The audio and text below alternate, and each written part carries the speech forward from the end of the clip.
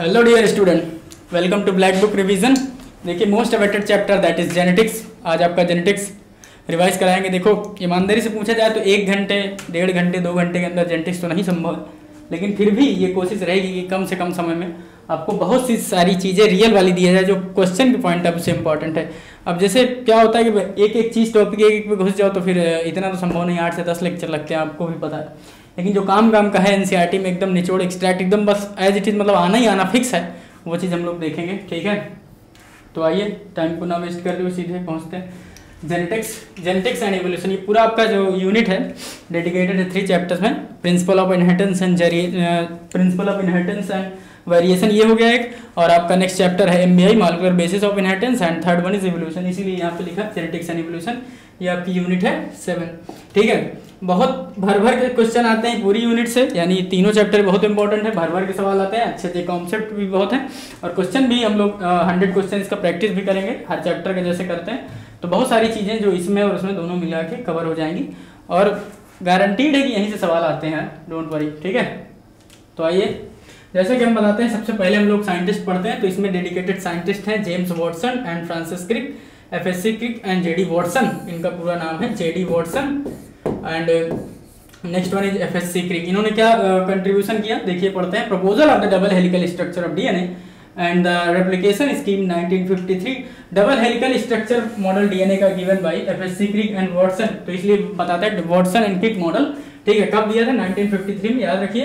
The Nobel prize इनको मिला था इसी काम के लिए 1962 में, study of effect of hard x ray on bacteriophage multiplication in 1950। और बहुत सारी चीजें हैं जो इनके बारे में एनसीईआरटी में लिखा है, लेकिन क्वेश्चन के पॉइंट ऑफ व्यू से आप इतना याद करते हैं तो बहुत, अगर पूछेगा तो यहीं से पूछ सकता है।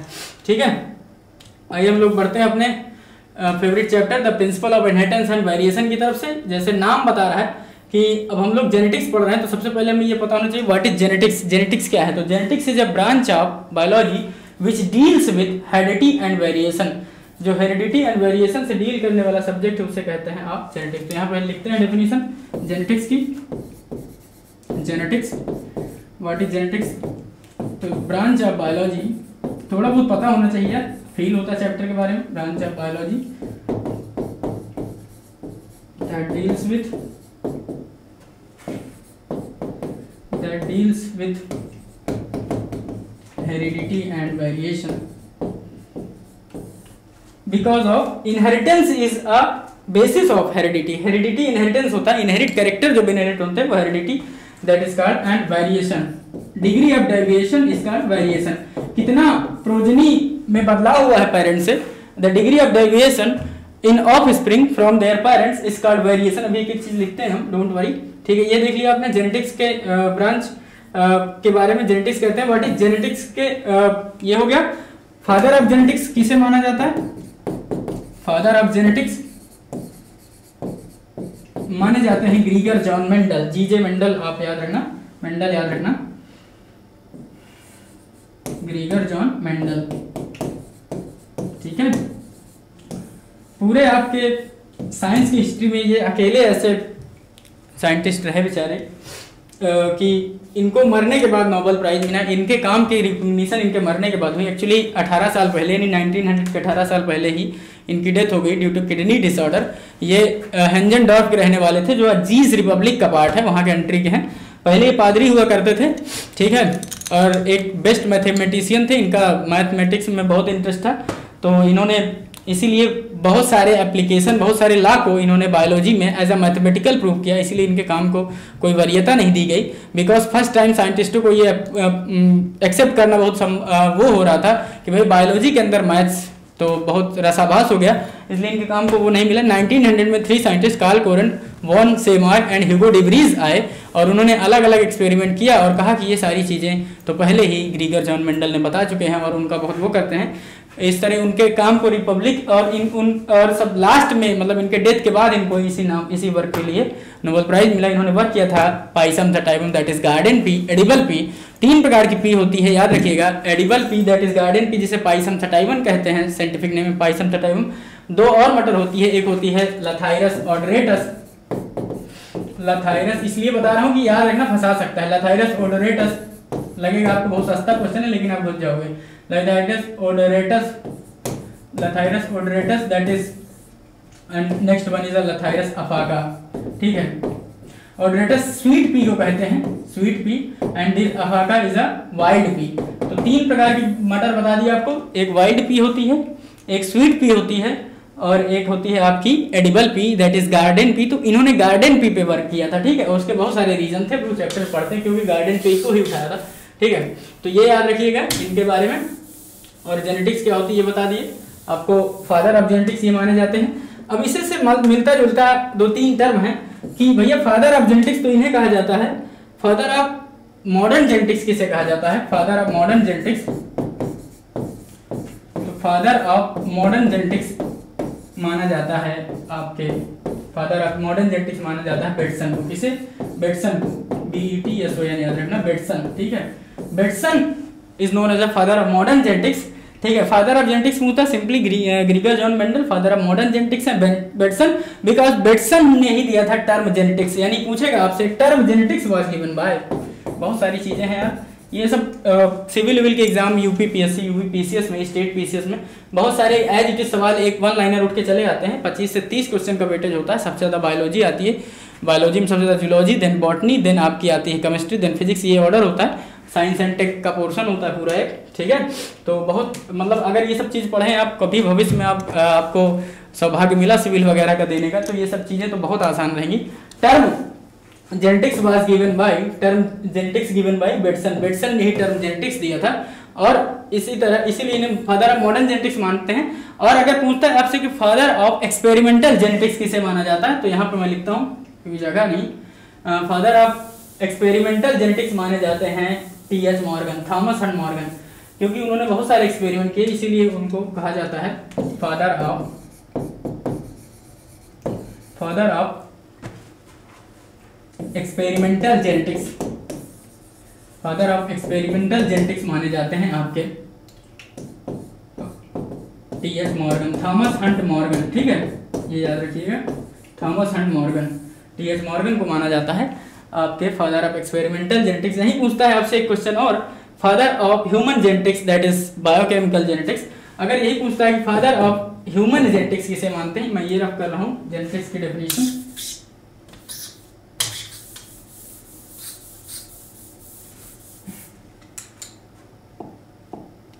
Father of human genetics,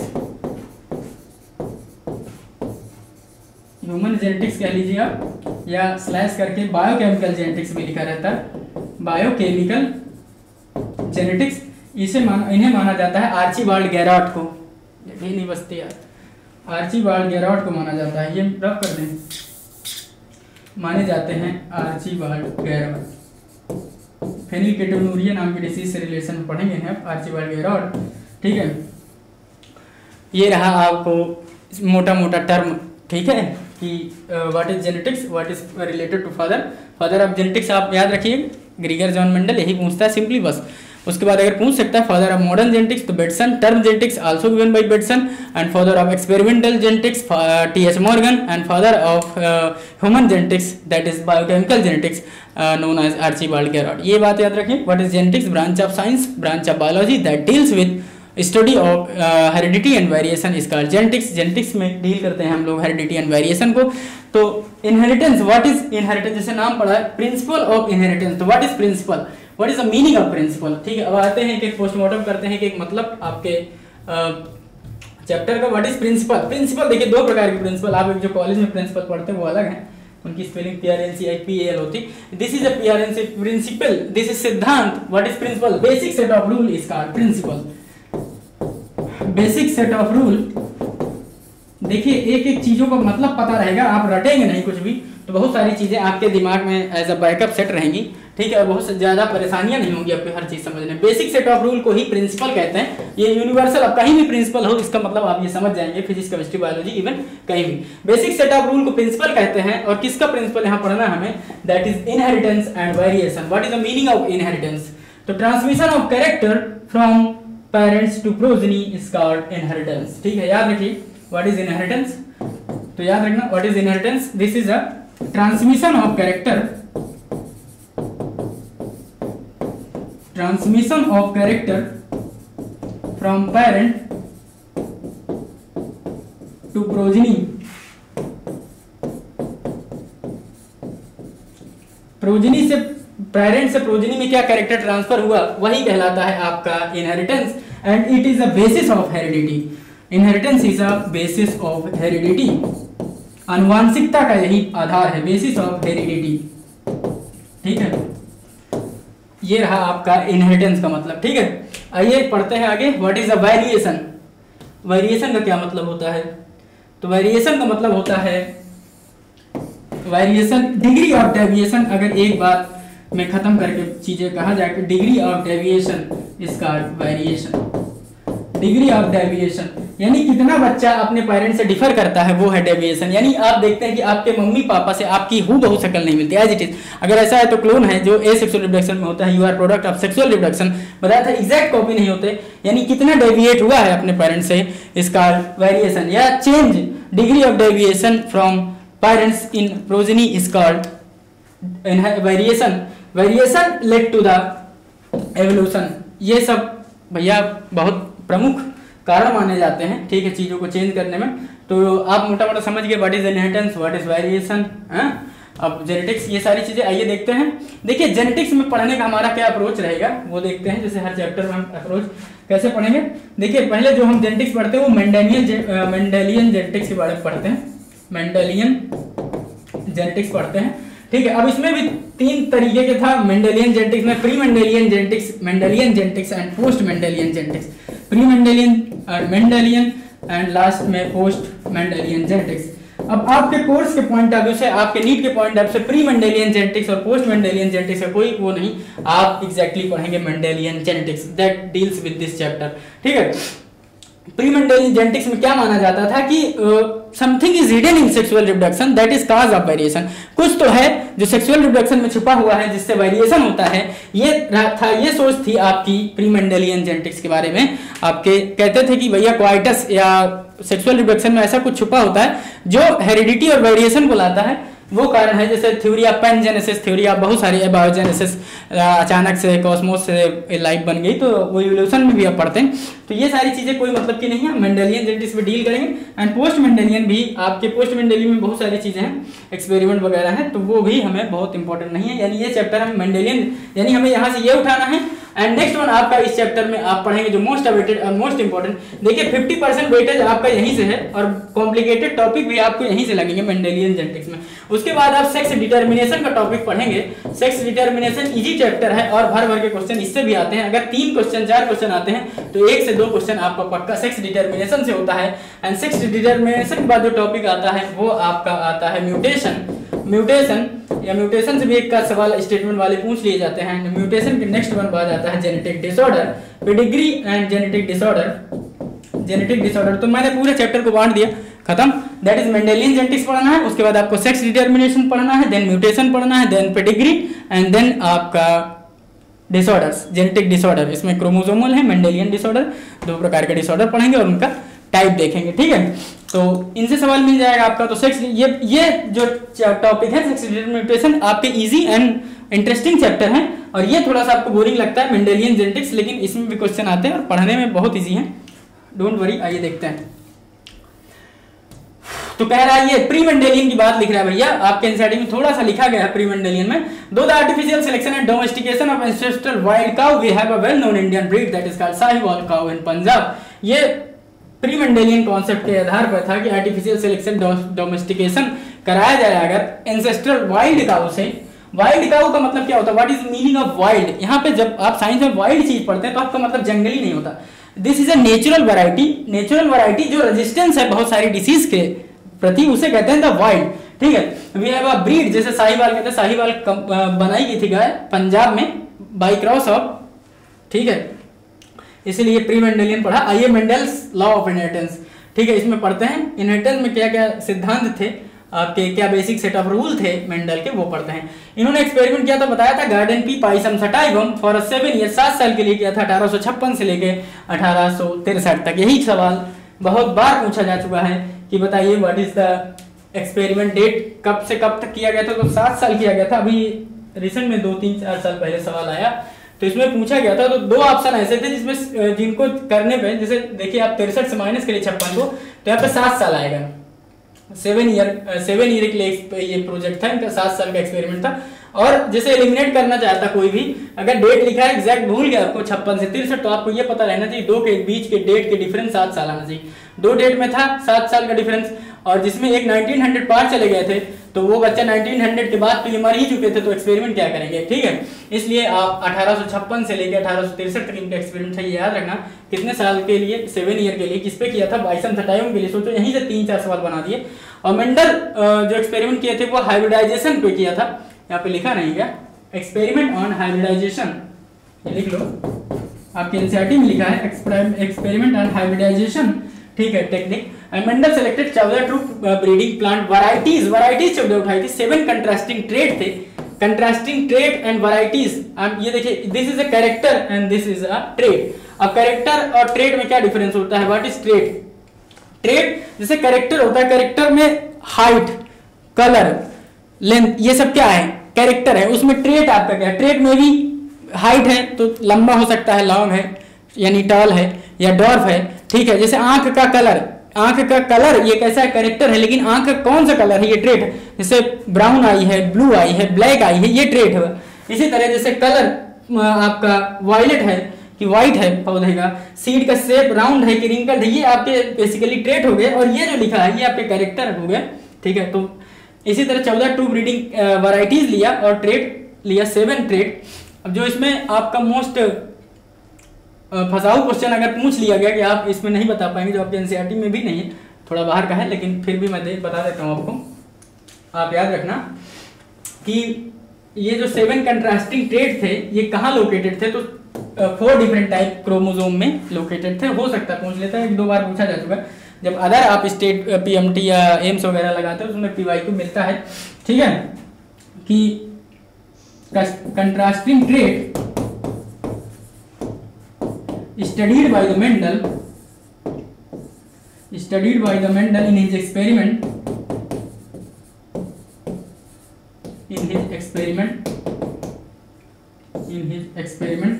was basically located on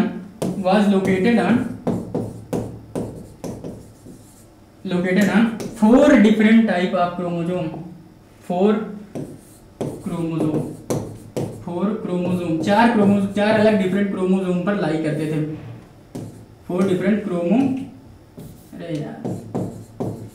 chromosome 4 different chromosome से कौन कौन से क्रोमोसोम थे, chromosome number 1, chromosome number 4, chromosome number 5 and chromosome number 7, that's all.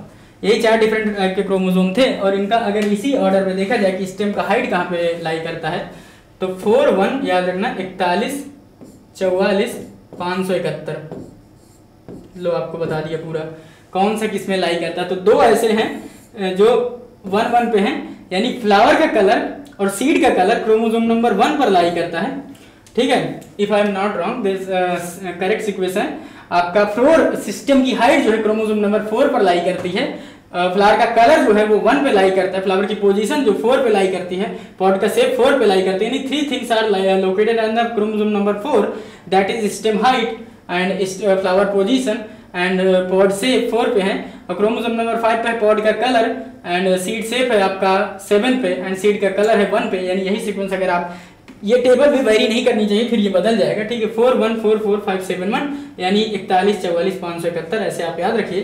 4 अगर ये भूल गया तो कोई दिक्कत नहीं यार, 4 प्रकार के अलग अलग तो समझाने के लिए बता दिए। यानी 4 डिफरेंट टाइप के क्रोमोसोम पे लोकेटेड थे ये पूरे 7 character, that was studied by the Mendel. ये बात आप याद रखिएगा, ठीक है। आइए अब पढ़ते हैं, इसमें सबसे मोस्ट सीधा सवाल पूछ लेता है, which of the following is not related या नॉट इंक्लूडेड इन 7 कैरेक्टर। जैसे पिछली बार ग्लैंडुलर ट्राइकोम बताया था कि बताइए इसमें से कौन सा कैरेक्टर मेंडल ने नहीं उठाया था, कौन सा ट्रेट नहीं उठाया था।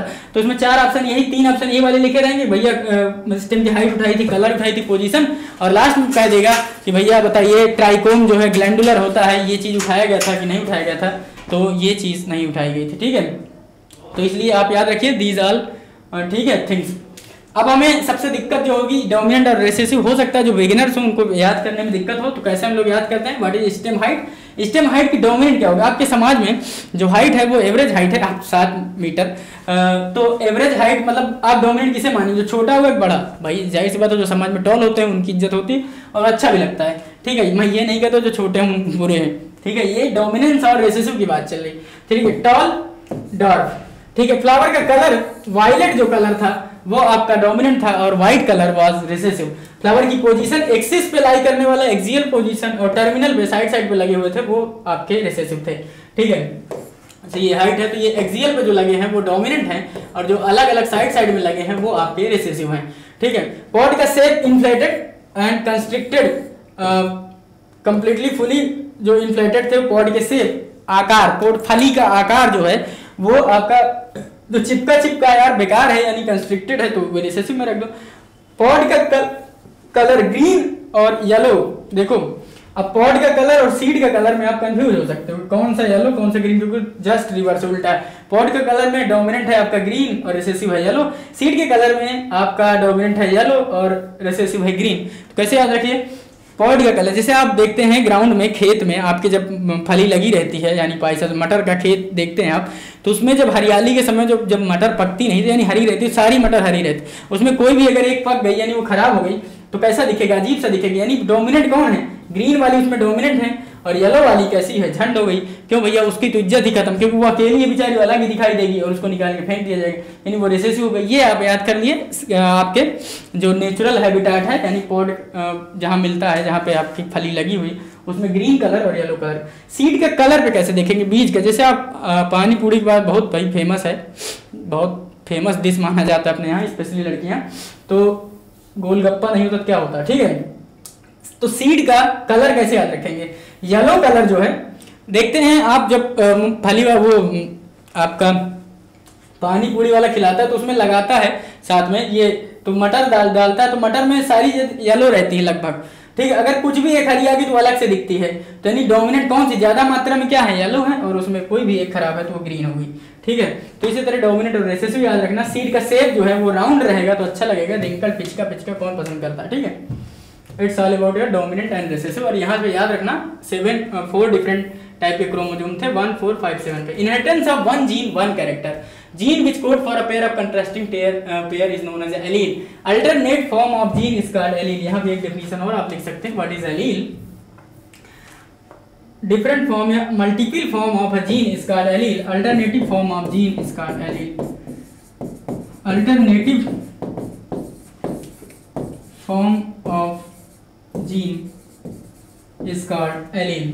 ठीक है, इसीलिए कहा कि कंट्रास्टिंग ट्रेट के जो पेयर हैं कैरेक्टर को उन्हें एलील कहते हैं। अब वही देखते हैं मोनोहाइब्रिड क्रॉस। सबसे ज्यादा अगर आपने मोनोहाइब्रिड क्रॉस पढ़ लिया तो आप डाई हाइब्रिड, ट्राई हाइब्रिड, कोई भी हाइब्रिड पूछे आप तुरंत लगा देंगे। मोनोहाइब्रिड क्रॉस में पेरेंट वाले के लिए मतलब सेम नेचर से अगर कैपिटल टी स्मॉल टी से कराते हैं तो F1 जनरेशन में कैपिटल टी मिलती है और इनकी सेल्फिंग कराने के बाद मिलता है हमें कैपिटल टी स्मॉल टी। तो इनका रेशियो देखा गया क्या है, जैसे क्रॉस यहाँ पे क्रॉस करवाइए, कैपिटल टी यहाँ से उठा लो, कैपिटल टी और यहाँ से स्मॉल टी, इनकी सेल्फिंग कराई तो एक में कैपिटल टी स्मॉल टी मिला, फिर से मिला कैपिटल टी पूरा मिला कैपिटल। यहाँ से एक्चुअली क्या होता है, यहाँ से पहले हमें एक निकालना है कैपिटल टी और यहाँ से स्मॉल टी, फिर इसकी कराओ, ठीक है, कैपिटल टी स्मॉल टी, यहाँ पे कैपिटल टी स्मॉल, तो कैपिटल टी स्मॉल टी, फिर कैपिटल टी स्मॉल टी। यानी क्या है, आपको मोटा मोटा ये चीज याद रखना है कि जब हम सेल्फिंग कराएंगे तो हमें जो मिलता है आपके रेशियो वो मिलता है 3:1 का रेशियो। F1 जनरेशन में जो फिनोटिपिक रेशियो मिलता है वो 3:1 का रेशियो है, अभी आगे लिखा होगा, यानी 3:1 का रेशियो। फिनोटिपिक रेशियो कैसे है, फिनोटिपिक रेशियो अभी मैं आपको बता दूंगा कि आप बिना क्रॉस देखे बिना कराए ही कैसे आप phenotypic genotypic ratio, number of zygote, number of gamete, ये सब निकाल सकते हैं। 3:1 का फिनोटिपिक रेशियो आएगा, यानी 3 आपके दिखेंगे, 3 पेरेंट जो ऑफस्प्रिंग दिखेंगे वो टॉल होंगे और एक ऑफस्प्रिंग आपका डॉट दिखेगा। अगर इसमें जीनोटिपिक की बात की जाए कि what is the genotype of that thing, तो वो दिखाता है 1:2:1, यानी 1:2:1 का मतलब होता है भैया 1 जो है वो कैपिटल टी वाला है, और 2 है कैपिटल टी स्मॉल टी वाले, और 1 है स्मॉल टी।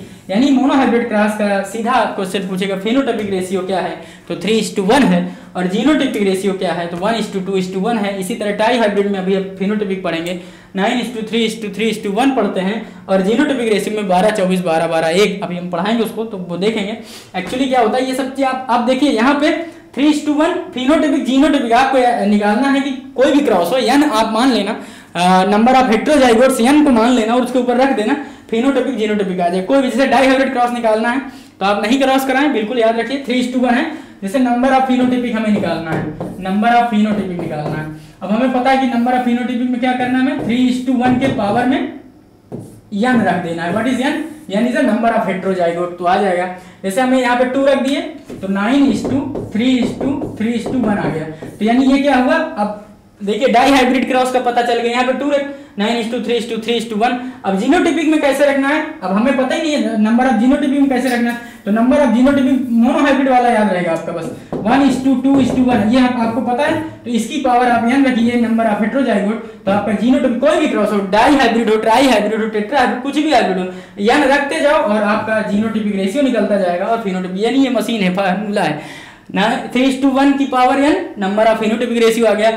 जीनोटाइपिक रेशियो निकालने के लिए 1:2:1 में रख दीजिए, आपका जीनोटाइपिक रेशियो आ गया। ये आपका रेशियो निकालने का तरीका। इसी तरह जो मोस्ट फेवरेट है आपको, तो यहाँ पे मोनोहाइब्रिड डाई हाइब्रिड 2 केस ही हैं, और आप लर्न कर लेते हो आपके कोर्स में कि भैया ये रेशियो है, इसका ये है, और इनकम्प्लीट डोमिनेंस का भी पढ़ाएंगे 1:2:1 दोनों सेम होता है, मतलब फिनोटाइपिक जीनोटाइपिक, तो आप ये रट लेते हो तो कोई काम दिक्कत नहीं। लेकिन अगर आपसे पूछता है कि भैया नंबर ऑफ गैमीट कितने बने हैं, क्वेश्चन आता रहता है, नंबर ऑफ के सीरीज में तो भर भर के देंगे लोग यार, नंबर ऑफ गैमीट में निकालना है तो 2n कर देना, और नंबर ऑफ जाइगोट निकालना है, नंबर ऑफ जाइगोट निकालना है 4n कर देना। यानी नंबर ऑफ गैमीट निकालने के लिए 2n, नंबर ऑफ जाइगोट निकालने के लिए 4n, नंबर ऑफ मोनोहाइब्रिड में, जैसे मोनोहाइब्रिड तो पढ़ ही लिए, नंबर ऑफ फिनोटाइपिक रेशियो क्या है, फिनोटाइपिक रेशियो क्या है, तो आप याद रखना 3:1n। What is n? n is a number of heterozygote, यहाँ भी नंबर ऑफ हेटेरोजाइगोट है यानी, ठीक है। और आपका जीनोटाइपिक रेशियो 1:2:1, ये लर्न हो गया, रट गया यार, बस इतने में ही काम चल जाएगा आपका। आ जाइए आगे, तो देखिए क्या लिखा है, gene district unit factor that unit of inheritance. भैया यूनिट ऑफ इनहेरिटेंस क्या है, जीन, याद रखना, सवाल आ सकता है हर चीज का unit. What is the unit of inheritance? अभी एक सीरीज आएगी हम लोगों की, इसी में आपको कराएंगे कि पूरी एनसीईआरटी का डेटा कहीं से भी रखा हो, साइज है, लेंथ है, यूनिट है, यूनिट ऑफ किडनी क्या होती है, यूनिट ऑफ लीवर क्या होता है, कुछ भी हो, मतलब कहीं भी यूनिट वर्ड से लगा है, इसे यूनिट ऑफ इनहेरिटेंस आपकी जीन मानी जाती है। Capital T small T genotype होते हैं, और टॉल और डॉर्फ, इसे भैया कैपिटल टी है तब टॉल है, स्मॉल टी है तो डॉर्फ है। लेकिन अगर इन वो भी है, कैपिटल टी स्मॉल टी भी है, तो भी आपका क्या है, ये भी आपका टॉल ही होगा, ठीक है। लेकिन फिनोटाइपिक दिखेगा कैसा, टॉल दिखेगा, लेकिन जीनोटाइपिक इसका कैपिटल टी स्मॉल टी है, ठीक। It's all. Allele can be similar in homozygote. देखो होमोजाइगोट और हेटेरोजाइगोट का क्या मतलब होता है, होमोजाइगोट मतलब होता है सिमिलर, कैपिटल टी होमोजाइगोट होते हैं, और स्मॉल टी कैसे होते हैं, हेटेरोजाइगोट्स होते हैं, ठीक है। आइए, production of gamete bye parents, formation of zygote, the F1 F2 plant can be understood from the diagram called Punnett square. Punnett square से आप पढ़ सकते हैं, नेम साइंटिस्ट का आरसी पुनेट। अब आप ये क्वेश्चन सोच सकते हो कि पुनेट स्क्वायर किसने दिया, तो अभी आरसी पुनेट, यही क्वेश्चन आया है, आ चुका है, आप यकीन नहीं करेंगे। पुनेट स्क्वायर P/Q लगाइए, Punnett square was given by British geneticist थे, ये जी क्या नाम है इनका, रिजिनाल्ड सी पुनेट पूरा नाम है, आरसी पुनेट के नाम से जाने जाते हैं। फिनोटाइपिक रेशियो बताया था 3/4 टॉल है, यानी 1/4 capital T 1/2 capital T small T है, और 1/4 आपके स्मॉल टी यानी 3:1 का रेशियो है जो आपका। और देखिए यहाँ पे जीनोटाइपिक रेशियो 1:2:1 है, मैंने बता चुका, ठीक है। Based on his observation monohybrid का मेंडल प्रपोज, मोनोहाइब्रिड क्रॉस के अकॉर्डिंग मेंडल ने 2 लॉ दिए थे, law of dominance and law of segregation. What is law of dominance? Mendel cross the tall plant from F2 and dwarf plant, this is called test cross. देखो back cross के 2 होते हैं, एक test cross, एक आपका reciprocal cross वगैरह जब पढ़ते हैं, तो टेस्ट क्रॉस में हम नंबर ऑफ उसका जीनोटाइप पता करने के लिए करते हैं, तो वो टेस्ट क्रॉस होता है। Capital T small T capital T small T small T small T से क्रॉस कराते हैं तो टेस्ट क्रॉस कहता है, अभी आगे लिखा होगा पढ़ते हैं, ठीक है। Law of dominance and law of segregation. तो incomplete dominance, what is incomplete dominance, कह रहा है कि यही एक्सेप्शन है आपका लॉ ऑफ डोमिनेंस का। देखो लॉ ऑफ डोमिनेंस क्या था, law of dominance in pair of in dissimilar pair of factor one dominate on other. जैसे कैपिटल टी है, capital T small T dissimilar pair of factor, जैसे capital T small T में तो क्या दिख जाता है, स्मॉल टी का इसका कैरेक्टर दिखता है, नहीं टॉलनेस दिखेगी। तो डिसिमिलर फैक्टर पेयर में कोई एक टॉल होता है, लेकिन क्या हुआ, ये फेल कर गया रूल। लॉ ऑफ डोमिनेंस का एक्सेप्शन क्या है, तो पूछेगा what is law of dominance. हो सकता है क्वेश्चन ऐसे बना दे, इनकम्प्लीट डोमिनेंस आप पढ़े लेकिन आपको ये नहीं पता होगा कि भैया, अगर ये नहीं पता तो याद रखना, लॉ ऑफ डोमिनेंस का एक्सेप्शन है आपका इनकम्प्लीट डोमिनेंस। मिराबिलिस जलापा पे डार्क क्लाउड जैसे स्नैपड्रैगन एंटी राइनम मेजर्स भी कहते हैं, ये एक्सेप्शन अभी देखें पढ़ते हैं। Good example of inheritance in flower colour in the dark flower, देखो लिखा है दिस इज एक्सेप्शन, याद रखना। Dark flower that is snapdragon antirrhinum majus species है। F1 was self pollinated, F2 1 red था और 2 पिंक थे और एक जो है स्मॉल स्मॉल और व्हाइट था। जीनोटाइपिक रेशियो और फिनोटाइपिक रेशियो सेम था, मैंने बताया था 1:2:1 था, लेकिन लिखा क्या, genotypic were is actually same but the phenotypic ratio had exchange from 3:1। मतलब जीनोटाइपिक हम किससे एक्सचेंज कर रहा है, सेम दोनों में है, ये लाइन मतलब उस गलत नहीं है, पढ़ना शुरू। जीनोटाइपिक रेशियो कह रहा है एक्जैक्टली सेम है किसके, मोनोहाइब्रिड क्रॉस से, यानी जीनोटाइपिक मोनोहाइब्रिड क्या था 1:2:1 था, वो यहाँ भी है, लेकिन वहां फिनोटाइपिक रेशियो क्या था 3:1 था, लेकिन यहाँ पे वेरी कर गया। यही कह रहा है कि रेशियो है change from 3:1 that is same 1:2:1। आगे बढ़ो तो unmodified allele is the dominant allele and modified allele is generally the recessive. कह रहा है अनमोडिफाइड जिसमें छेड़खानी नहीं हुई भैया वो डोमिनेंट है, और जिसमें मॉडिफाइड कर दी वो रिसेसिव है। इन the case of incomplete dominance modification is fully not fully modified. कह रहे हैं कि इनके इनकम्प्लीट डोमिनेंस में जो आपने मॉडिफिकेशन किया उसका फुली दिखा नहीं। Starch synthesis in pea seed show incomplete dominance, यानी 2 केस आपकी एनसीईआरटी लिखती है कि स्टार सिंथेसिस का केस और फ्लावर का colour in the case of dark flower that is antirrhinum majus is a example of incomplete dominance and this is exception of this is exception. ये exception है किसका, law of dominance का, जो दिए थे monohybrid cross के आधार पर आपके मेंडल साहब, ठीक है। तो यहाँ पे क्या लिखने वाले थे, हाँ वो लिखा है आपका जीनोटाइपिक रेशियो 1:2:1, फिनोटाइपिक सेम है 1:2:1, आप उसको भी याद रखिए, जीनोटाइपिक सेम है। आगे बढ़िए, व्हाट इज कोडोमिनेंस, ये भी एक्सेप्शन है। A good example of ABO blood grouping is human being. ABO blood group are controlled by gene I. I is a gene that control the ABO blood. देखिए multiple allelism codominance ये सबका example है। Gene ये 3 allele है, IA, IB, II, जिसमें small i है, ठीक है। ABO blood grouping also provide a good example of multiple allelism का भी है और इनकम्प्लीट का भी, आप याद रखिए, ठीक है। कोडोमिनेंस का मल्टीपल और codominance. allele capital IB produce slightly different form of sugar while allele I small I doesn't produce any sugar। कह रहा है कैपिटल जो IA IB हैं वो अलग टाइप की शुगर प्रोड्यूस करते हैं RBC सरफेस पे, और ये स्मॉल आई वाली कोई शुगर नहीं produce. There are 6 different combination genotypic form.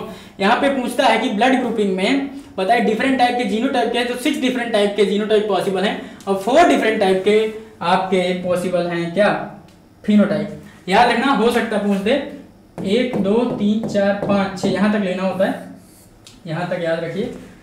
6 different type of, अपने किताब में लिख लीजिए 6 different type of genotype in ABO blood grouping. Genotype में पूछेगा कितने टाइप के, तो 6 डिफरेंट टाइप के जीनोटाइप और 4 डिफरेंट टाइप के, कौन कौन सा, ए बी और ओ, ये 4 डिफरेंट टाइप के क्या है, फिनोटाइप है। 4 डिफरेंट टाइप के फिनोटाइप। अब ये भर भर के सवाल ऐसे ही आते हैं भाई, और यही छोड़ दिए तुम तो हो गया कल्याण तुम्हारा, ठीक है। तो देखिए अब मैं क्रॉस करके बताता हूँ। आईए उठा लीजिए तो कैपिटल आईए भाई सिमिलर नेचर है, वही सेम बनेगा, और इसमें ब्लड ग्रुप ऑफ स्प्रिंग का क्या होगा, कैपिटल ए होगा। और आईए आईबी ले लिए, जो दोनों डोमिनेंट है तो आईबी दिखेगा, एबी है, इसीलिए को साथ साथ, को मतलब साथ साथ, कोऑर्डिनेटर को वर्कर साथ साथ काम करने, को दोनों डोमिनेंट है। तो आइए अभी आईए है और आई है, तो आपको पता ही है आईए आएगा, यानी ए ब्लड ग्रुप होगा, देख लो ए होगा। बी है और आईए है तो ए बी, फिर दिखा आईबी के साथ आईबी है तो बी दिखेगा ही, लेकिन बी के साथ आई है तो बी दिखेगा, और आई के साथ नो शुगर बनेगी, यानी ओ ब्लड ग्रुप, यानी नील है यहाँ पे। ये नील का मतलब होता है ओ, जीरो बनाया गया था एक्चुअली नील इसलिए, ठीक है। तो ये 6 डिफरेंट टाइप के आपके जीनोटाइप पॉसिबल हैं, 4 डिफरेंट टाइप के फिनोटाइप पॉसिबल हैं, कौन कौन से बता दिए। आगे बढ़ जाओ बच्चा। इनहेरिटेंस ऑफ 2 जीन, देखिए dihybrid, in dihybrid cross phenotypic ratio round yellow wrinkled yellow round yellow round green and wrinkled कह रहा है। ये कितना रेशियो बताया था अभी 9:3:1। अब 3:1 के रेशियो में n की पावर 2 रख दो, 9:3:1 आ ही जाएगा। Based upon the such observation dihybrid Mendel propose law of independent assortment. तो आपसे यहाँ क्वेश्चन बन जाएगा कि बताइए law of independent assortment was based on, law of independent assortment, independent assortment was based on, तो आप बताएंगे आंसर भैया this is was depend on dihybrid, dihybrid और मोनोहाइब्रिड पे लॉ ऑफ डोमिनेंस और लॉ ऑफ सेग्रीगेशन। याद रखेंगे law of dominance and law of segregation were based on monohybrid cross and law of independent assortment was based on dihybrid cross. बिल्कुल मत भूल जाना, one liner और simple question है, नहीं याद है तो नहीं कर पाओगे। Chromosomal theory of inheritance, what is chromosomal theory of inheritance. देखिए Mendel published his work on inheritance character 1865 but of several reason, बहुत सारे रीजन थे, उन्होंने मैथमेटिक्स को पेल दिया था बायो के अंदर, ठीक है। इट रिमेन बायो वालों के लिए पता ही आपको मैथ और फिजिक्स से डर लगता है, बेचारे गए वहीं पे, कहें इसको भी नहीं बचने दोगे। अनरिकॉग्नाइज्ड इंटिल 1900 तक इसको अनरिकॉग्नाइज्ड मतलब कोई वरीयता नहीं मिली। 1900 में 3 साइंटिस्ट मैंने बताया था, de Vries, Hugo de Vries, Carl Correns, पूरा नाम है ह्यूगो डी विरीज, इनका पूरा नाम है कार्ल कोरेंस। अलग अलग कंट्री भी पूछा जाता था पहले, रसिया से है कौन कौन, ऑस्ट्रेलिया से, and von Tschermak Germany. Independently rediscovered the Mendel result on the inheritance of character. देखिए इन्होंने 3 साइंटिस्ट रीडिस्कवरी किए थे आपके, और इन्होंने अलग अलग उठाया था, जैसे ह्यूगो डी विरीज ने अलग पे काम किया था, कार्ल कोरेंस सब इतना है नहीं आपके कोर्स में, सब लिखा देता है कहाँ से है, किस कंट्री से बिलोंग करते हैं और क्या क्या उठाए थे। ये बस ये याद रखना 3 साइंटिस्ट थे इंडिपेंडेंट जो एनसीईआरटी में दिया, D Vries, Carl coherence, von सेरमार्क, ठीक है। तो इन्होंने 3 साइंटिस्ट 1900 में इनका वर्क फिर से रिपब्लिश किया। By 1900 Walter Sutton and Theodore Boveri noted that behaviour of chromosome was parallel to behaviour of gene pairing. पूरा आपका टेबल बना हुआ है एनसीईआरटी में, जीन और उसमें बताना है कि कौन क्रोमोसोम का टेबल है और कौन जीन का टेबल है। Pairing separation of pair of chromosome would lead to segregation of pair of factor that carried. कह रहा है कौन सा फैक्टर, पहले हमें पता नहीं था कि जो आज का पढ़ते हैं जीन या कैरेक्टर, वो पहले मेंडल ने फैक्टर बोला था उसे। Experimental verification of chromosomal theory of inheritance by, बहुत इंपॉर्टेंट लाइन अंडरलाइन करना आप अपने उसमें, experimental verification of given by T H. Morgan, Thomas Hunt Morgan, ठीक है, इसलिए इन्हें कहा था father of experimental genetics. Morgan worked with the tiny fruit fly Drosophila melanogaster, जो टिनी फ्रूट फ्लाई इन्हीं पे आपके भाई हंट साहब ने काम किया था, मॉर्गन साहब ने, क्योंकि इसकी लाइफ साइकिल 2 वीक की होती है और एक बार में बहुत सारे नंबर ऑफ ऑफस्प्रिंग प्रोड्यूस किए जाते हैं, बहुत सारे रीजन थे, ठीक है। अबाउट 2 वीक होती है इसकी लाइफ साइकिल, आपके लिविंग वर्ल्ड में भी बताया था। Linkage and crossing over, what is linkage? Morgan attribute this and coined the term linkage.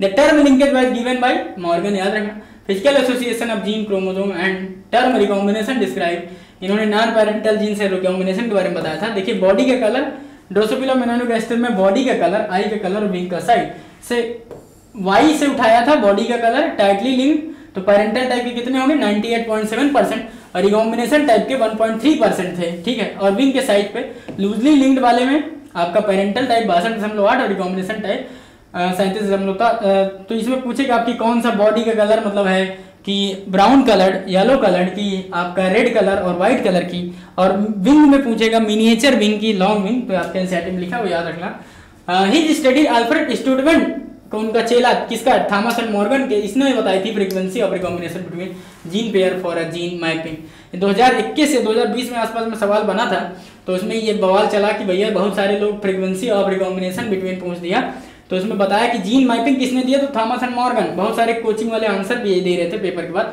लेकिन आप याद रखना ही स्टूडेंट, उनका लौंडा जो था यानी स्टूडेंट था अल्फ्रेड स्टूडमैन, उनका चेला ने दिया था। सेक्स डिटर्मिनेशन, देखिए आपका मेंडेलियन जेनेटिक्स में बहुत जल्दी घसीटा गया, उतना सिंपल और इतने कम टाइम में जो काम का था तो खींच दिया। सेक्स डिटर्मिनेशन, को डोमिनेंस, इनकम्प्लीट डोमिनेंस, ये पढ़ लेना आप। सेक्स डिटर्मिनेशन हम लोग नेक्स्ट टॉपिक पढ़ते हैं। सेक्स डिटर्मिनेशन एक्सोटाइप यानी ग्रासहॉपर में है, यानी एक्स एक और ओ मतलब एक खाली हो गया, X Y type, Drosophila mammal man. आपको पता है कि हमारे सोसाइटी में often women blame for the sex of the child, बच्चे के क्या होगा, लड़का होगा लड़की, इसलिए वुमेन ब्लेम की जाती है, जबकि आपको पता होना चाहिए जो हेटेरोजाइगोट्स होता है वही होता है responsible for their of spring sex. भैया हेट्रोजाइगोट्स कौन है यहाँ पे? मेल है, हम लोग हैं मैन में मेल है, यानी वुमेन इज नॉट, ठीक है, कल्प्रिट, दोषी नहीं है। देखिए जैसे एक्स वाई किसका होता है? मेल का, और एक्स एक्स होता है क्रोमोसोम फीमेल का। तो एक्स एक्स कंबाइन किया तो एक्स एक्स बनेगा, एक्स एक्स के साथ करें एक्स एक्स, और वाई वाला एक्स के साथ करता है तो एक्स वाई। और एक्स एक्स आपको पता है कि फीमेल, अगर एक्स एक्स होगा क्रोमोसोम बेबी का तो फीमेल बनता है, और एक्स वाई से मेल बनता है। यानी वाई क्रोमोसोम कहाँ से आ रहा है भैया? वाई, अगर देखो इनके पास तो कांस्टेंट है मैटर, फीमेल के पास तो कांस्टेंट है, कह रही है भैया तुम एक्स भेजोगे तो हम एक्स के साथ मिला के तुम्हें बच्ची दे देंगे, यानी लड़की होगी, और वाई भेज दोगे तो हम एक्स के साथ जो है आपको बच्चा दे देंगे, यानी मेल दे देंगे, लौंडा पैदा हो जाएगा, ये लड़की होगी, कन्या, ठीक है। तो इसलिए कौन वो होता है, तो आप हमेशा याद रखना इसमें एक्स वाई तो मेल के केस में, किसी दुनिया के किसी केस में हो तो जो हेट्रोजाइगोट्स होगा या मेल हो या फीमेल हो वो रिस्पॉन्सिबल होगी। जैसे अगर आपसे क्वेश्चन पूछता है बताइए बर्ड में कौन से रिस्पॉन्सिबल है, अगर आप मेल फीमेल रखने लग गए तो आप कहोगे कि बर्ड में जो चूजा होता है मेल होता है वो रिस्पॉन्सिबल नहीं, क्यों? इसमें हेट्रोजाइगोट ZW टाइप वाली आपकी फीमेल होती है, यानी जो फीमेल बर्ड है वो ZW टाइप की है, और ZZ टाइप का मेल है, तो यहाँ मेल नहीं है डिसाइड करेगा चूजे का सेक्स, यहाँ पे डिसाइड करेगा ZW फीमेल वाली, ठीक है। तो heterozygotes decide the usually decide the sex of the child. Haplodiploid type में हनी बी में पाया जाता है, ठीक है। तो इसलिए याद रखना ये चीजें।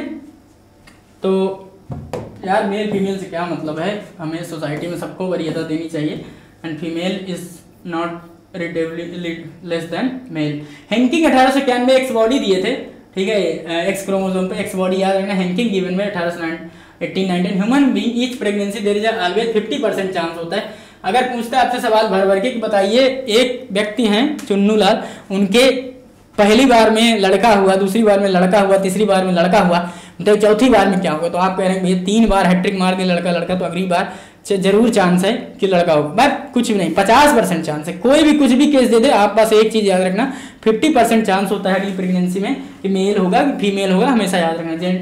कुछ भी इसमें आपके उसमें सवाल आते रहते हैं सीधा, ठीक है। तो 50% चांस होता है male female. Sex determination in honey bee female are diploid having 32 chromosome. देखिए honey bee is social insect, क्योंकि सोशल में रह रहा है इसलिए सोशल इंसेक्ट का मतलब होता है जिनकी खुद की कॉलोनी होती है, जिनका खुद की सोसाइटी होती है, उसे कहते हैं कि सोशल इंसेक्ट है। उसका एग्जांपल है हनी बी। इनमें आपको देखने को मिलेगी एक रानी मक्खी यानी क्वीन, एक क्वीन दिखेगी, एक वर्कर हनी बी दिखेगी, और मेल दिखेगा ड्रोन, ठीक है। ये बेचारा झन टाइप का एक बार करने के बाद, यानी एक बार बच्चे पैदा करने के बाद इनकी डेथ हो जाती है। Worker honey bee royal jelly खिलाती हैं क्वीन बी को, और यही फर्टिलाइजिंग कैपेसिटी इसके पास होती है, बाकी सब स्टेराइल होते हैं वर्कर और ड्रोन, इसलिए इनको कहते हैं भैया दिस आर सोशल इंसेक्ट, यानी सोशल इनकी खुद की समाज होती है, क्वीन, वर्कर, ड्रोन, और इनमें तो फ्रिक्वेंसी वेव से बातचीत भी होती है अपना, ठीक है। नेचर ने बहुत अलग अलग चीज़ें बनाई हैं, तो इतना जान लीजिए आप बस इसमें कि सोशल इंसेक्ट क्यों नहीं कहते, क्योंकि इनकी खुद की सोसाइटी होती है और ये सब चीज़ें। तो कहते हैं कि भैया जो ड्रोन होता है वही कह रहा है, हाँ फीमेल आप जो यानी क्वीन की बात चली, 32 क्रोमोसोम डिप्लॉयड है, मेल आर हैप्लॉयड, यानी बताया ना male are haploid having 16 chromosome. भाई अगर यहाँ है तो 16 क्रोमोसोम, डिप्लॉयड है 32 क्रोमोसोम, याद रखना यहाँ फीमेल होती है आपकी डिप्लॉयड और मेल होता है haploid. This haplodiploid sex determination, ये कैसा टाइप का है, तो सीधा सवाल छपेगा haplodiploid sex determination case is found in, किस में पाया जाता है? तो आप आंसर बताएंगे भैया this is a case of honey bee. And special character in a feature such as a male produce sperm by mitosis. अब बच्चा हैप्लॉइड है, हैप्लॉइड का केस है और उसमें मियोसिस हो गई, और आपको मियोसिस को पता है कि मियोसिस कल ही पढ़ा था, meiosis is a reductional division, और यन है तो यन बाई 2 थोड़ी ना हो जाएगा, तो इसलिए बताया था माइटोसिस इज एग्जैक्ट फोटोकॉपी, अगर यन है तो यन ही रहता, 2n है तो 2n, तो यन से यन बनाता है यानी गैमेट बनाएगा by mitosis. They have to be father. देखो ये केस बहुत प्यारा है, यहाँ से याद रखना एनोलॉजी, यहाँ से याद रखना। देखिए फादर एंड, थोड़ा सा बड़ा करता हूँ, मजेदार है, आपको बड़ा सोच में पड़ जाएंगे। पहली टाइप है, साइंस की पहली में से किसी से पूछ सकते हैं। दे डोंट हैव अ फादर, उनके पिता तो नहीं है, दस कैन नॉट हैव सन, पिता नहीं इसलिए बच्चे नहीं हो सकते, बट हैव ग्रैंडसन। देखो क्या लिखा, but have a grandfather and grandson. तो वे हवा से आ गए, फिर से समझो कह क्या रही है line, they don't have father they don't have father and thus cannot have, पिता नहीं है इसलिए बच्चे नहीं हो सकते, but have grandfather and have grandson, this is a case of, actually इसको पूरा समझाने के लिए पूरा निकालना पड़ेगा भैया हैप्लॉइड डिप्लॉइड में कैसे कैसे बना, पूरा वो उतना आएगा नहीं आपसे, इसलिए छोड़ दो। They don't have father and thus cannot have son but have a grandfather and can have grandson, नहीं इन सेट में जुड़ गया इसलिए आप इसे याद रखना, स्टेटमेंट फंस गया तो ये मोटा मोटा तो याद होना चाहिए। देखो ये लिखा है पेरेंट में फीमेल 32, मियोसिस से 16 और मेल वाला माइटोसिस 16 बनाएगा, इससे मेल आपका फीमेल 32 हो जाती है। व्हाट इज म्यूटेशन बताया था, सेक्स डिटर्मिनेशन में म्यूटेशन पढ़ना है, alternation of DNA sequence and consequently result in change in the phenotype is called DNA, के सिंगल बेस पेयर में कोई भी छेड़खानी हो गई डीएनए के अंदर और उसमें फिनोटाइप बदल गया समाज में, तो वो कह जाता है भैया म्यूटेशन। म्यूटेशन किसी भी कारण हो सकता है भैया, इसके केमिकल रीजन भी हो सकते हैं, बायोकेमिकल रीजन भी हो सकते हैं, फिजिकल भी हो सकता है, ठीक है।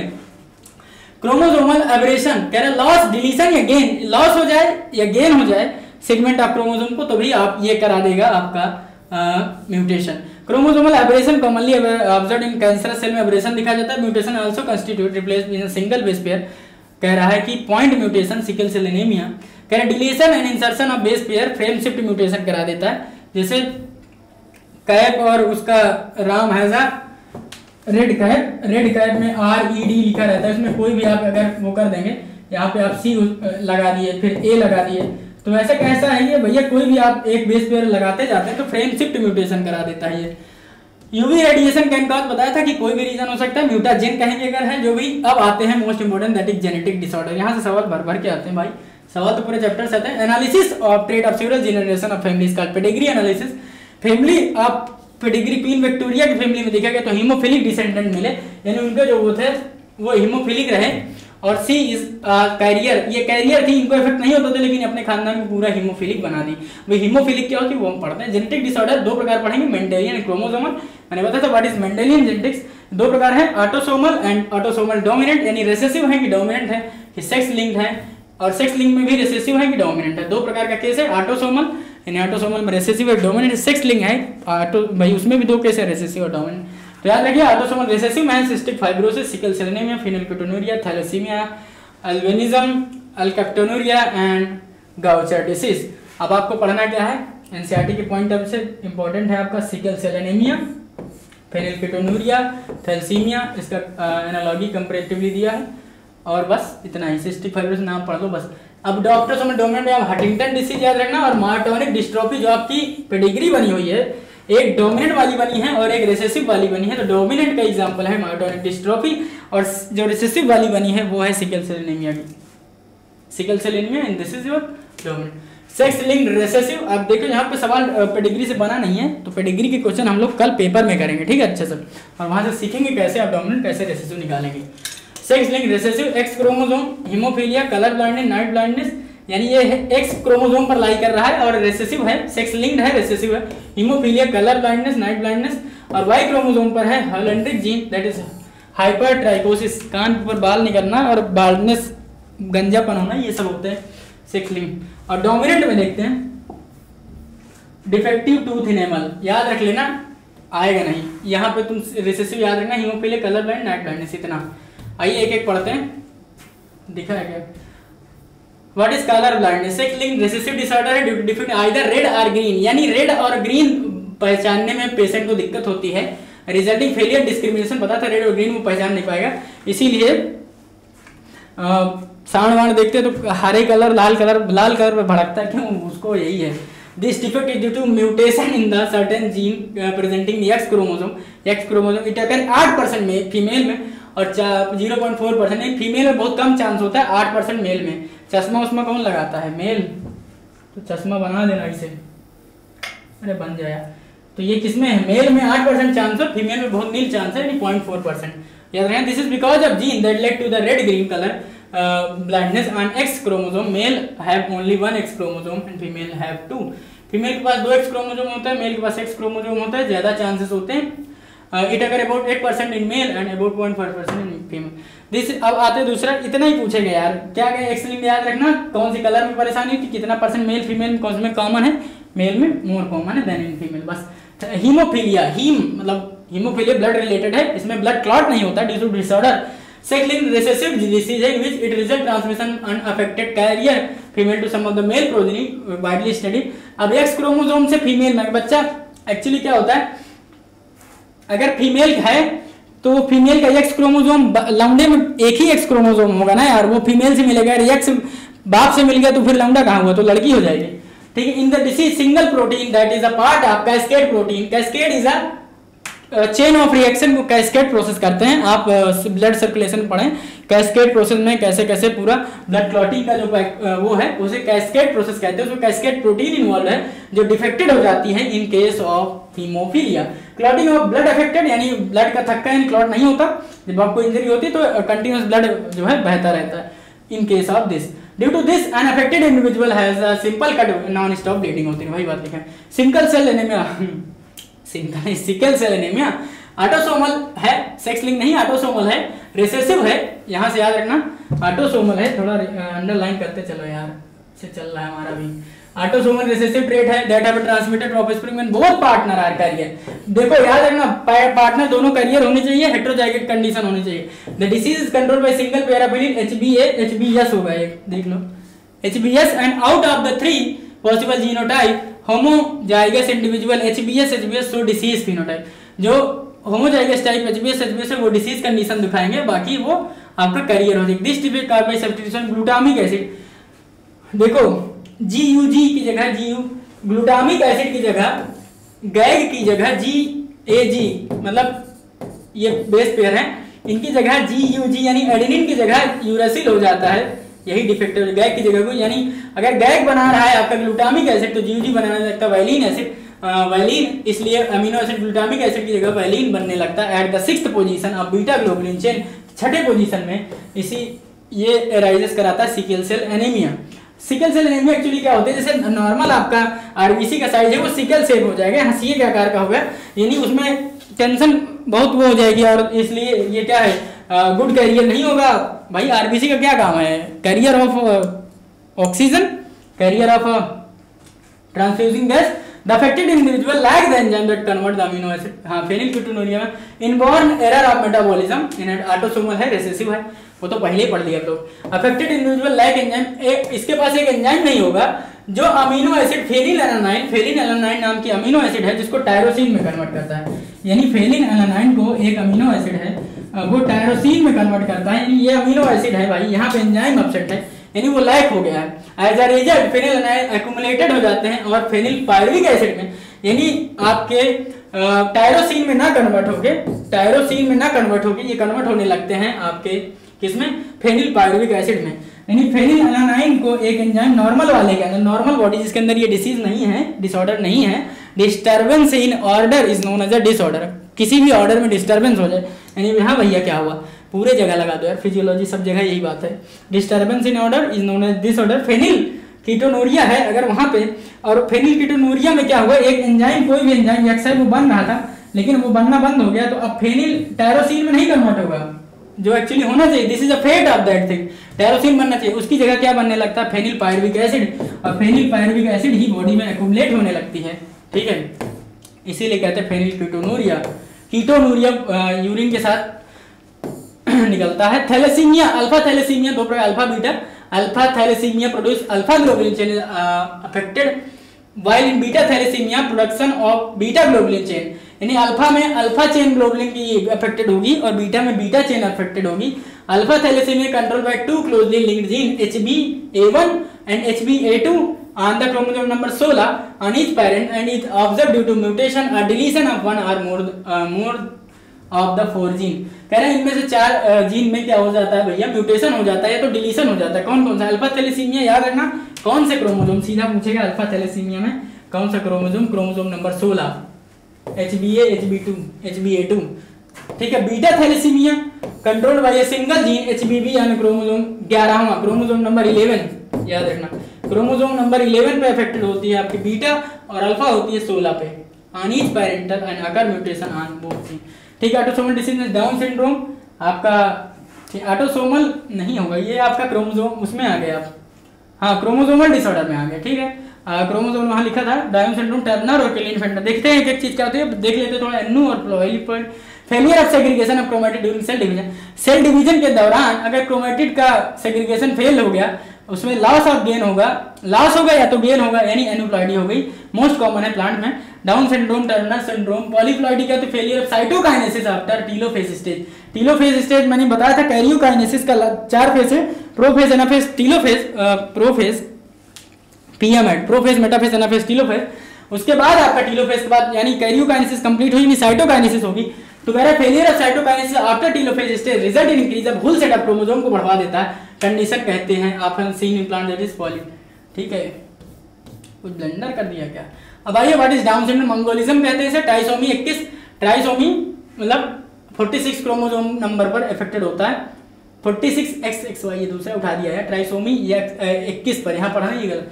अफेक्टेड इंडिविजुअल शॉर्ट स्टेचर होगा, स्मॉल राउंड छोटी हाइट का होगा, फरो टंग होगी, पार्सली ओपन माउथ होगा, palm is broad and characteristic palm creases दिखेंगी, और physical psychomotor mental development retarded हो जाएगा, कोई भी डिसऑर्डर है मेंटल एबिलिटी रिटार्ड हो जाएगा। क्लिनिफिल्टर में क्या होता है 47+XXY, यही छप गया था क्या 46+। अच्छा ट्राइसोमी पे देखिए 47XXY, सच इंडिविजुअल है ओवरऑल मैस्कुलाइन डेवलपमेंट, क्लिनिफिल्टर वाले में मैस्कुलाइन डेवलपमेंट होगा, फीमेल डेवलपमेंट ऑफ ब्रेस्ट, गायनिकोमास्टिया, और अगर मेल में है तो गायनिकोमास्टिया दिखेगी और फीमेल में आपका मैस्कुलाइन डेवलपमेंट होगा, नहीं अपोजिट हो जाएगा। एक्सपर्ट सच इंडिविजुअल स्टेराइल होते हैं, स्टेराइल मेल होते हैं गायनिकोमास्टिया वाले, यानी डेवलपमेंट ऑफ ब्रेस्ट वगैरह होने लगे जो मेल में नहीं होना चाहिए, क्लिनिफिल्टर की वजह से हो जाता है। 47+XXY याद रखना, एक X क्रोमोसोम बढ़ गया यार, 46+X अब क्या होता है, हम लोग में 46 टोटल क्रोमोसोम होता है, ठीक है, 46 क्रोमोसोम यानी 44+XY होता है, और नॉर्मल फीमेल लेडी में 44+XX होता है। अब यहाँ पे छेड़खानी हो गई, इसमें क्या हो गया 47XXY, X बढ़ गया, such individual overall masculine development खो दिया। Turner, what is Turner syndrome, due to the option female होता है, due to option loss of 1X chromosome, ये 45+X हो गया, ठीक है। सच फीमेल और स्टेराइल, ऐसी फीमेल स्टेराइल होती हैं, और रूडिमेंट्री ओवरी होती है, रूडिमेंट्री लिखा नहीं आगे, beside other feature include the secondary sexual character, SSC secondary sexual character में भी दिखेगा, यानी डिसऑर्डर दिखाई देगा। टर्नर सिंड्रोम फीमेल, याद रखना इसका, ये याद रखना 45+X हो, उसे 47+XY, और मंगोलियन में ट्राइसोमी एट 21, ठीक है। तो अलग अलग डिसऑर्डर बता दिए आपके मेंडेलियन एंड क्रोमोसोमल। देखो इतना तो संभव नहीं था, कुछ चीज़ें हैं जो बहुत शॉर्ट में की गई, और बहुत सारी चीज़ों को और पढ़ाना चाहिए। फिर यार आप भी समझते हो कि 1 से 1.5 घंटे के अंदर ये फास्ट और ब्लैक बुक रिवीजन है, ठीक है, तो इतना संभव नहीं है, इसलिए लेकिन क्वेश्चन के पॉइंट ऑफ व्यू से बहुत इंपॉर्टेंट, इतना तो मतलब पढ़ के जाना ही जाना है, मतलब अगर ये इसमें से कुछ भी छोड़ दिए तब तो गए तुम, अब इतना तो पढ़ना ही पड़ेगा। 100 और मोस्ट ऑफ द क्वेश्चन इससे लग भी जाएंगे, ठीक है। तो कल मिलते हैं इसके 100 क्वेश्चन, 100 सीरीज के आपके जो होंगे पेपर 100 क्वेश्चन रहते हैं, वो एक एक पोस्टमार्टम करके एक एक चीज़ बताने की कोशिश करता हूँ, ठीक है। आपको कैसा लगता है आप बताया करिए, कोई क्वेश्चन पूछिए, ठीक है। तो it's all about your today lecture, ठीक है। पढ़ते रहिए, ध्यान रखिए अपना, थैंक यू, धन्यवाद।